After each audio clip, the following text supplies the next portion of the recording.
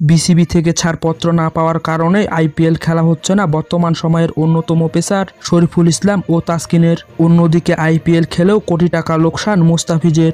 BCB এনওসির সময় কম দেওয়া IPL নিলামে মুস্তাফিজের দাম বেশি ওঠে না, আর এবার অর্ধেক টাকাও পাবে না মুস্তাফিজ।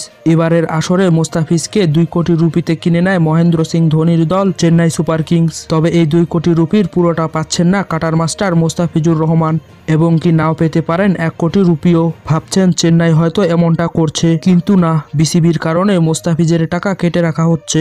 আইপিএল এর নিয়ম অনুসারে একজন প্লেয়ার 14টি ম্যাচ খেললে নিলামের পুরো টাকা পান। মুস্তাফিজ 14টি ম্যাচ খেললে পেতেন 2 কোটি টাকা।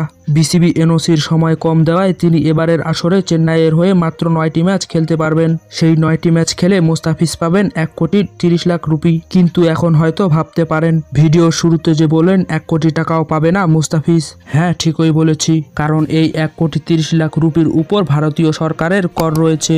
এই টাকা থেকেই ভারতীয় সরকার 20% কর কেটে রাখবে। এছাড়াও সেই টাকা থেকে আরও 20% টাকা পাবে বিসিবি। তার মানে মুস্তাফিজের 40% টাকা চলে যাবে ভারতীয় সরকার ও বিসিবির পকেটে। শেষে মুস্তাফিজের কাছে থাকবে 30 লাখ রুপির মতো, মানে 2 কোটি রুপিতে বিক্রি হয়েও 1 কোটি টাকাও পাচ্ছে না মুস্তাফিজ। অন্যদিকে আইপিএল এর 14 ম্যাচ খেললে ভারত সরকার ও বিসিবিকে ভাগ দিয়ে মুস্তাফিজ পেতেন 1 কোটি 28 লাখ রুপি, যা বাংলা টাকায় দাঁড়ায় 1.5 কোটি টাকার মতো। কিন্তু সেটা হচ্ছে না বাংলাদেশ ক্রিকেট বোর্ডের কারণে। মুস্তাফিজকে আইপিএল ছেড়ে দেশে ফিরে আসতে হচ্ছে, তাই চেন্নাইয়ের জার্সি গায়ে আর মাত্র 3টি ম্যাচ খেলতে পারবেন মুস্তাফিজ। সেই 3টি ম্যাচ খেলে এবারের আইপিএল অধ্যায় শেষ মুস্তাফিজের। তবে আসার কথা হলো মুস্তাফিজের সেই 3টি ম্যাচ চেন্নাইয়ের ঘরের মাটিতে অনুষ্ঠিত হবে। আইপিএল এর শুরুর দিকে চেন্নাইয়ের জার্সি গায়ে বেশ চমক দেখিয়েছিলেন মুস্তাফিজুর রহমান। তবে তার শেষের ম্যাচগুলোতেও কি চমক দেখাতে পারবেন মুস্তাফিজ? কমেন্টে জানাতে পারেন আপনার মতামত।